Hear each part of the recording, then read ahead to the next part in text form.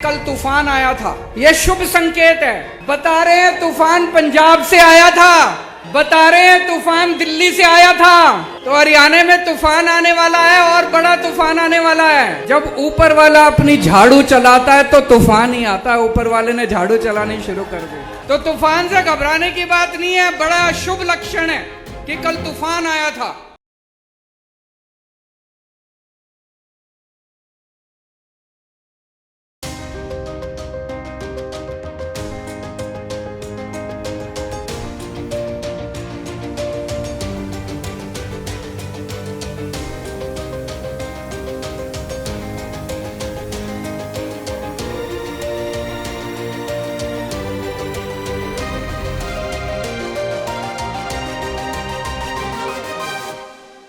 एक बार जोरदार अपनी भारत माता का जयकारा लगाएंगे। सारे जने मुट्ठी बंद करेंगे, हाथ ऊपर करेंगे और पूरे दिल से बोलेंगे, भारत माता की, भारत माता की, इनकलाब, इनकलाब, वंदे वंदे। हरियाणा के कोने कोने से आए हुए हजारों हजारों की संख्या में आज यहां मौजूद सभी भाइयों बहनों माताओं बुजुर्गों बच्चों, आप सब लोगों को मेरा नमस्कार, सबको मेरा प्रणाम। मैं आपका शुक्रिया अदा नहीं कर सकता दिल से, इतना मैं भाव विभोर हूं। इतने घंटों से आप लोग इतनी तपती धूप में पसीना पसीना होके मेरा इंतजार कर रहे हो। आप सब लोगों को मेरा नमन।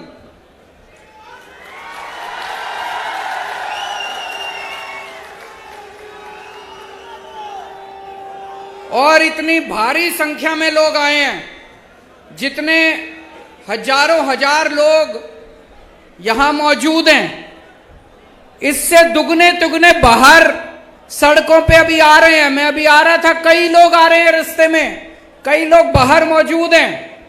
उन सब लोगों को मेरा प्रणाम, सबको मेरा नमन।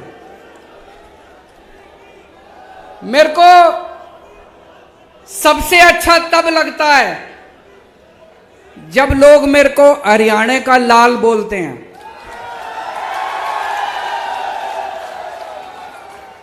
हरियाणा मेरी जन्मभूमि है और जन्मभूमि मां के समान होती है। मां का कर्जा आदमी 7 जन्म में भी नहीं चुका सकता। जन्मभूमि का कर्जा आदमी 7 जन्म में भी नहीं चुका सकता। आज मुझे बेहद खुशी है, अपनी जन्मभूमि में, कुरुक्षेत्र की धर्म भूमि में आज यहां पे आपके बीच में आके। सबसे पहले अभी बता रहे थे कि कल तूफान आया था, यह शुभ संकेत है। कह रहे हैं बता रहे हैं तूफान पंजाब से आया था,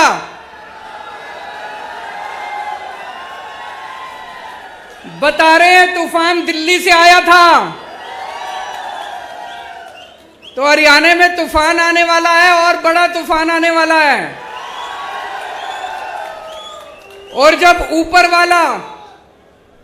ऊपर वाला अपनी झाड़ू चलाता है तो तूफान ही आता है। ऊपर वाले ने झाड़ू चलानी शुरू कर दी, तो तूफान से घबराने की बात नहीं है। बड़ा शुभ लक्षण है कि कल तूफान आया था।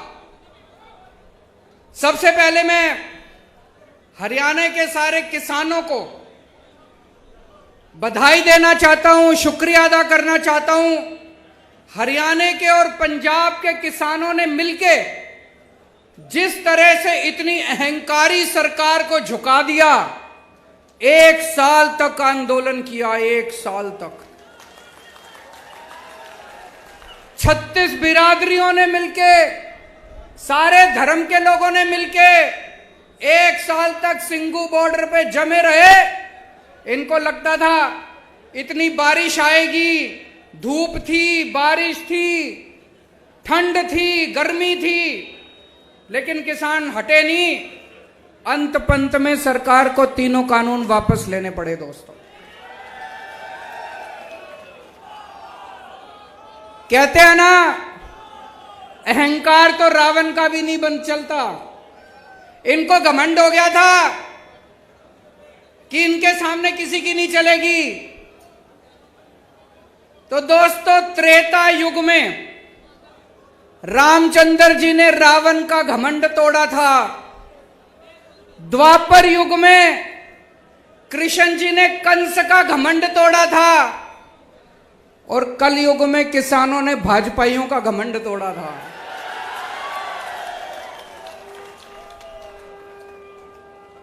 मैं सारे किसान भाइयों को बधाई देना चाहता हूं।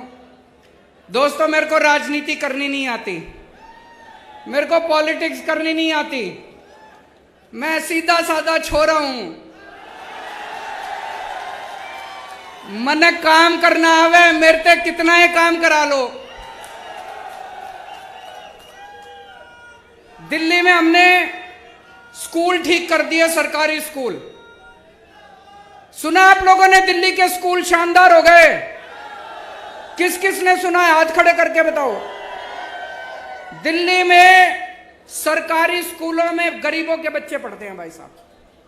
गरीबों के बच्चे सरकारी स्कूलों में पढ़ते हैं। पहले दिल्ली के सरकारी स्कूलों का बहुत बुरा हाल था, जैसे हरियाणा के स्कूलों का बुरा हाल है। हरियाणा में भी सरकारी स्कूलों का बुरा हाल है, मैं देख के आया था। दिल्ली में भी सरकारी स्कूलों का बहुत बुरा हाल था। हमने पिछले कुछ सालों में, 7 सालों में दिल्ली के सरकारी स्कूल इतने शानदार कर दिए। आप कहोगे केजरीवाल अपनी बड़ाई खुद ही कर रहा है। इस बार हमारे सरकारी स्कूलों के नतीजे 99.7% नतीजे आए हैं। 99.7%। इतिहास में 70 साल के भारत के इतिहास में सरकारी स्कूलों के नतीजे ऐसे नहीं आए। और भाई साहब, इस साल 4 लाख बच्चों ने प्राइवेट स्कूलों से नाम कटा के सरकारी स्कूलों में भर्ती कराए हैं। अपने बड़े बड़े, अब अमीर लोग भी अपने बच्चों को सरकारी स्कूलों में भेज रहे हैं। बड़ी बात है भाई साहब, है कि नहीं है? अभी 2 साल पहले अमेरिका के राष्ट्रपति, अमेरिका तो दुनिया का सबसे बड़ा देश है, सबसे शक्तिशाली, अमेरिका के राष्ट्रपति इंडिया आए थे। जब वो इंडिया आए तो उनकी पत्नी भी उनके साथ आई थी। पत्नी का नाम है मिलेनिया ट्रंप। ट्रंप साहब आए थे ना 2 साल पहले अपने भारत मोदी जी से मिलने। तो जब उनकी पत्नी भी उनके साथ आई तो उनकी पत्नी मोदी जी को बोली, मैंने केजरीवाल के स्कूलों के बारे में बहुत सुना है, मैं उसका स्कूल देखना चाहती हूं। मोदी जी ने बहुत समझाया, बहन मान जा, केजरीवाल के स्कूल में ना जा, मैं अपने स्कूल दिखा दूंगा, मैं बीजेपी वालों के स्कूल दिखा दूंगा, मैं प्राइवेट स्कूल। बोली ना, मैं तो केजरीवाल के स्कूल देखूंगी। माननी नहीं वो माननी नहीं मोदी जी की बात। वो हमारे स्कूल देखने आई। बड़ी बात होगी भाई साहब, अमेरिका के राष्ट्रपति की पत्नी केजरीवाल के स्कूल देखने आई। कुछ तो कर ही रखा होगा हमने, कुछ तो कर ही रखा होगा हमने। मैं पूछना चाहता हूं, ये हरियाणा के खट्टर साहब के स्कूल कौन देखने आया? कोई आस पड़ोस का कोई श्रीलंका वाला ही आ गया हो देखने? कोई, चलो बाहर वाले छोड़ो, कोई अपने देश का ही कोई देखने आया हो इनके स्कूल? अबे कुछ करोगे तभी तो कोई देखने आएगा तुम्हारे स्कूल। कोई। दोस्तों, आज हमारे स्कूलों से निकल के बच्चे बड़े बड़े इंजीनियर बन रहे हैं, गरीबों के बच्चे। जैसे मैं आपको उदाहरण देता हूं, शुभम एक लड़का है, दिल्ली में उत्तम नगर में रहता है। उसके पिताजी चौकीदारी का काम करते हैं, चौकीदार, किसी कंपनी में चौकीदारी का काम करते हैं। 6,000 रुपए महीना है उनके पिताजी की। वो सरकारी स्कूल में पढ़ता है। उसके पिताजी के पास इतने भी पैसे नहीं है कि किताबें खरीद दे, ड्रेस खरीद दे। सारा कुछ उसको स्कूल से फ्री में मिलता है। दिल्ली के स्कूल इतने शानदार हो गए, इस बार शुभम ने आईआईटी की परीक्षा दी। आईआईटी मतलब देश का सबसे बड़ा इंजीनियरिंग कॉलेज। मैं भी आईआईटी से पढ़ा हूं। देश का सबसे बड़ा इंजीनियरिंग कॉलेज, लाखों बच्चे बैठते हैं उसमें। शुभम का पूरे देश में 215 नंबर पे रैंक आया और उसको आईआईटी के अंदर कंप्यूटर इंजीनियरिंग के अंदर दाखिला मिला है उसका। ये छोटी बात नहीं है भाई साहब।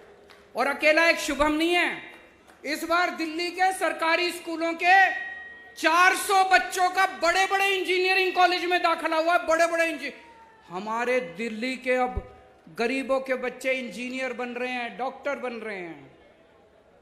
एक और बच्चा है कुशाल गर्ग, शास्त्री पार्क में रहता है। उसके पिताजी कार्डबोर्ड की कंपनी में मजदूरी करते हैं, 11,000 रुपए महीना तनख्वाह कमाते हैं। उनके बेटे का एडमिशन इस बार ऑल इंडिया मेडिकल कॉलेज में हुआ है। देश का सबसे बड़ा, ऑल इंडिया मेडिकल तो सबसे बड़ा है, ऑल इंडिया मेडिकल में उसके बच्चे का एडमिशन हुआ है। मैं इनसे बात कर रहा था, बोले जी आज से 5 साल पहले जो सरकारी स्कूलों की हालत थी, अगर वैसी हालत रहती हमारे बच्चे भी बड़े होकर मजदूरी करते। ये तो बोले केजरीवाल जी आपका धन्यवाद जो आपने स्कूल इतने शानदार कर दिए। मैं ये कहना चाहता हूं कि अगर गरीबों के बच्चे भी इंटेलिजेंट होते हैं, गरीबों के बच्चे कमजोर नहीं होते। ये तो माँ बाप के पास साधन नहीं होते, सरकारें कुछ करती नहीं है, इसलिए गरीब का बच्चा बड़ा होकर गरीब रह जाता है। आज दिल्ली के अंदर आप सोच के देखो कितने ऐसे शुभम होंगे, कितने ऐसे कुशाल गर्ग होंगे। लाखों बच्चे दिल्ली के स्कूलों में 18 लाख बच्चे पढ़ते हैं। इन 18 लाख बच्चों का भविष्य पहले अंधकार में था। ऐसे ही लाखों बच्चों का भविष्य हरियाणा के अंदर अंधकार में है। हरियाणा के अंदर भी स्कूलों का बुरा हाल है। एक मौका दे दो, हरियाणा के सारे सरकारी स्कूल बदल के दिखा दूंगा मैं। एक मौका दे दो। दिल्ली में करके आया हूं, हवा में बात नहीं कर रहा, दिल्ली में करके आया हूं। हरियाणा के भी सारे स्कूल बदल दूंगा। गरीबों के बच्चों को अच्छा भविष्य मिलना चालू होगा। गरीबों के बच्चे भी डॉक्टर बनेंगे, इंजीनियर बनेंगे, वकील बनेंगे।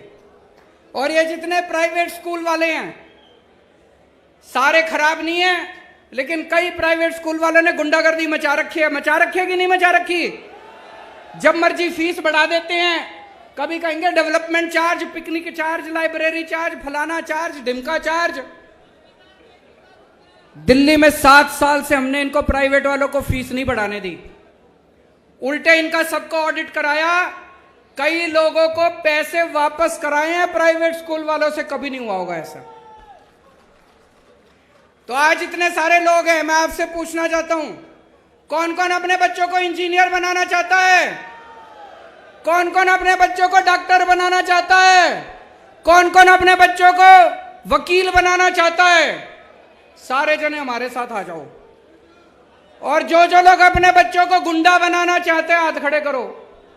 जो जो अपने बच्चों को दंगई बनाना चाहते हैं, गुंडे बनाना चाहते हैं, बलात्कारी बनाना चाहते हैं, उनके साथ चले जाओ। उनकी पार्टी, सारे इनकी पार्टी में लुच्चे, लफंगे, दंगई, बलात्कारी सारे भरे पड़े हैं इनकी पार्टी के अंदर। सुबह से शाम तक गुंडागर्दी करते घूमते हैं। या तो ये खुद गुंडागर्दी करते हैं, नहीं तो देश में पता चल जाए कहीं गुंडागर्दी हो गई, उनका जाके सम्मान करते हैं, गुंडों का सम्मान करते हैं, दंगा करने वालों का सम्मान करते हैं। अभी थोड़े दिन पहले कुछ गुंडों ने मेरे घर पे हमला कर दिया। आपने पढ़ा होगा अखबारों में, टीवी में देखा होगा। कुछ गुंडों ने हमला कर दिया।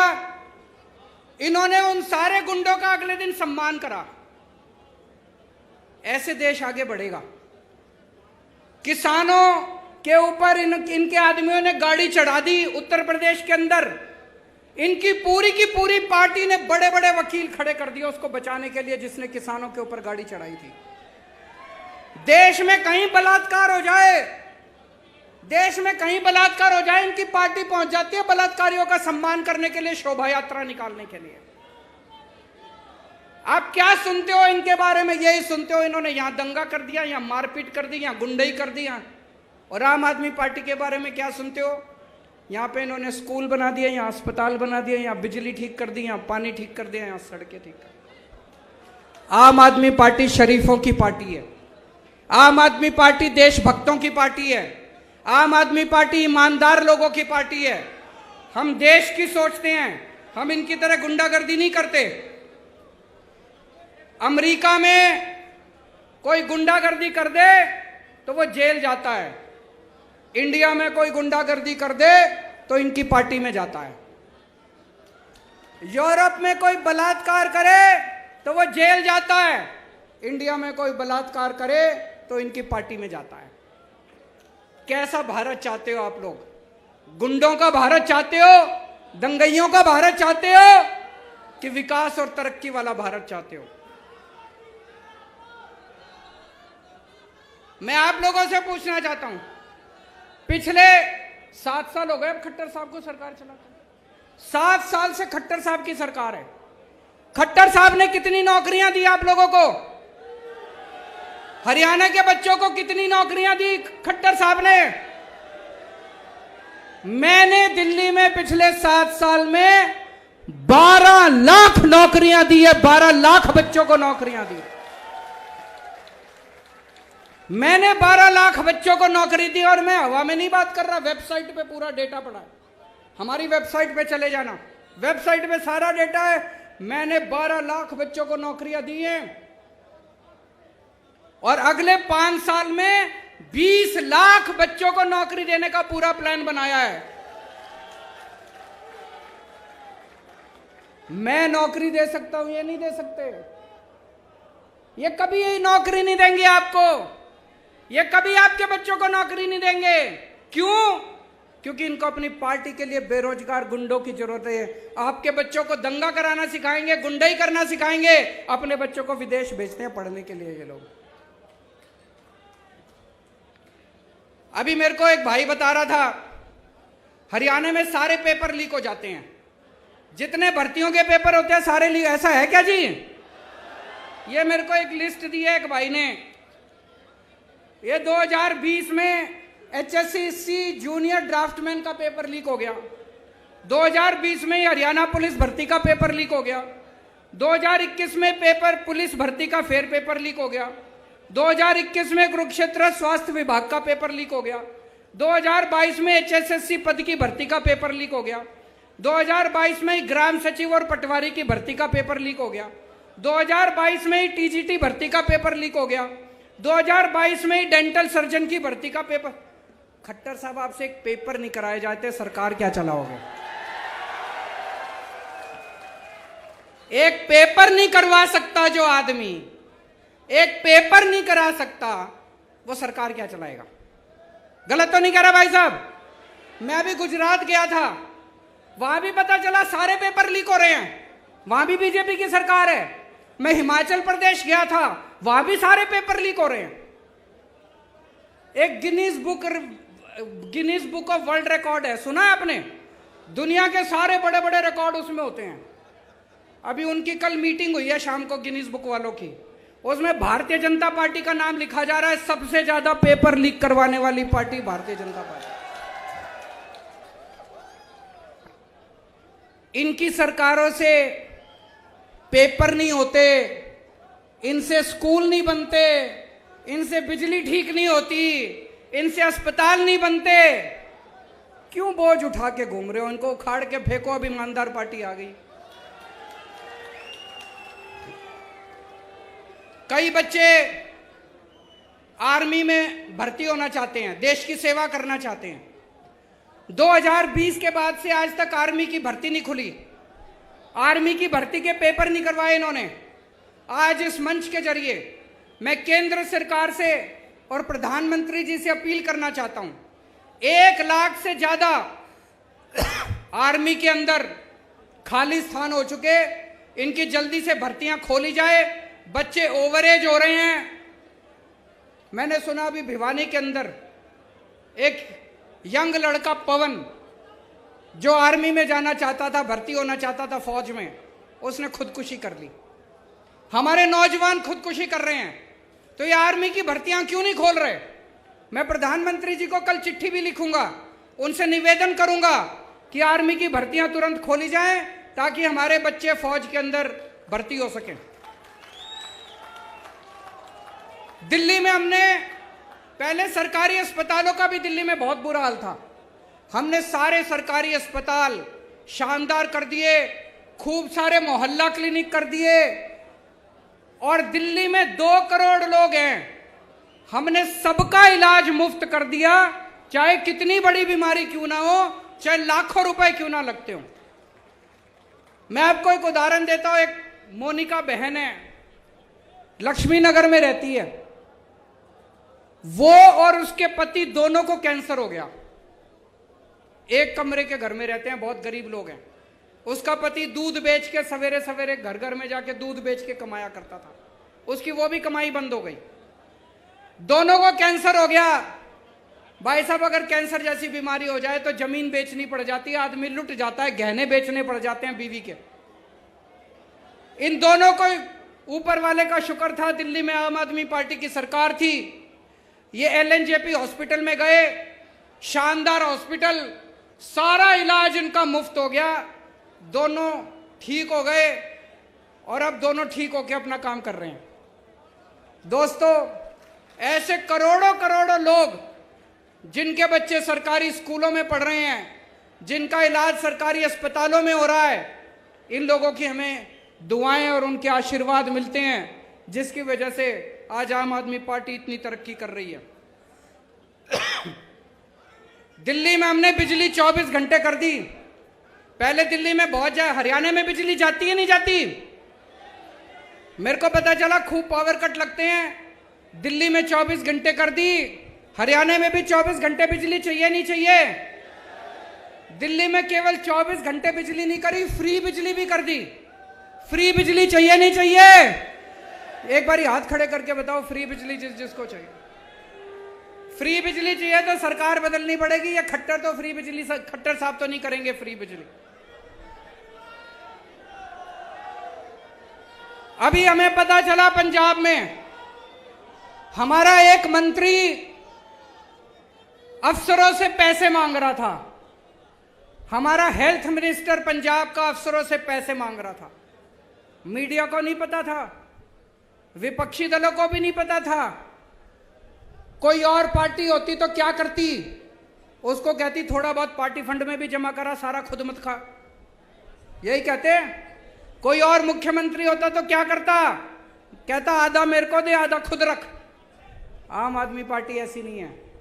हमने उस मंत्री को बर्खास्त करके उसको सीधा जेल में कर दिया हमने। दिल्ली में हमारा एक मंत्री, एक राशन वाले से मेरा मंत्री पैसे मांग रहा था, 2015 की बात है। मेरे पास ऑडियो रिकॉर्डिंग आई, किसी विपक्ष को नहीं पता था, किसी टीवी चैनल वाले को नहीं पता था। मैंने तुरंत अपने मंत्री को बर्खास्त करके उसको सीबीआई को सौंप दिया। इसीलिए कहते हैं आम आदमी पार्टी कट्टर ईमानदार पार्टी है। कट्टर ईमानदार मतलब मेरा बेटा भी अगर कल को बदमाशी करेगा तो उसको बख्शूंगा नहीं, उसको छोड़ूंगा नहीं, किसी की भी बेईमानी बर्दाश्त नहीं की जाएगी। इनकी पार्टियों में भ्रष्टाचारी नहीं बैठे क्या? इन लोगों की पार्टी में भ्रष्टाचारी नहीं बैठे? कितने भ्रष्टाचारी हैं? आज तक इन्होंने एक को भी निकाला हो भ्रष्टाचार में तो बता दो। आज तक इन्होंने एक को भी जेल भेजा हो, क्यों नहीं भेजते? पैसा ऊपर तक जाता है भाई साहब, पार्टी के अंदर भी पैसा ऊपर तक जाता है। जाता है कि नहीं जाता है? दिल्ली तक जाता है इनका पैसा। हिम्मत नहीं है इनको निकालने की। केवल आम आदमी पार्टी है जो आज देश में एक ईमानदार सरकार दे सकती है।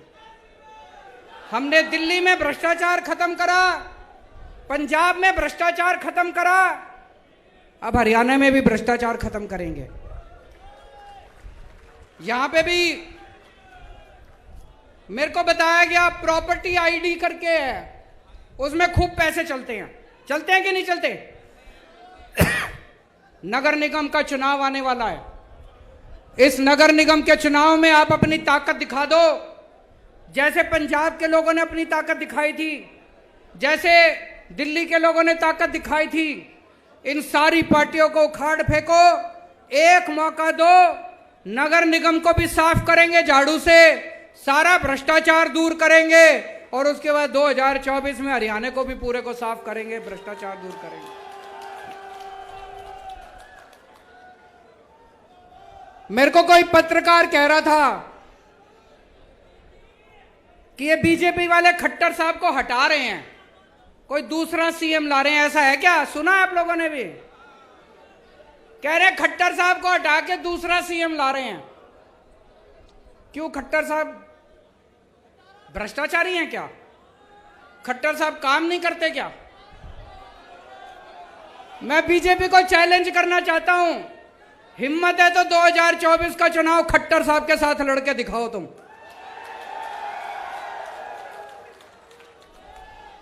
दोस्तों, हमारा तो एक ही मकसद है, हमारी जिंदगी का एक ही मकसद है, भारत को दुनिया का नंबर 1 देश बनाना। भारत दुनिया का नंबर 1 देश बन सकता है। भारत के लोगों में बहुत ताकत है, भारत के बच्चों में, युवाओं में बहुत ताकत है। मेरा मकसद है, कई मेरे से पूछते हैं पत्रकार, आप कौन सी पार्टी के साथ अलायंस करोगे? मेरे को यह अलायंस करना नहीं आता। मैं 130 करोड़ लोगों का अलायंस बनाऊंगा इस देश के। किसानों का अलायंस बनाएंगे, मजदूरों का अलायंस बनाएंगे, डॉक्टरों का अलायंस बनाएंगे, इंजीनियर का अलायंस बनाएंगे और इस देश के 130 करोड़ लोगों को मिलके भारत को दुनिया का नंबर 1 देश बनाएंगे। दोस्तों, भारत माता की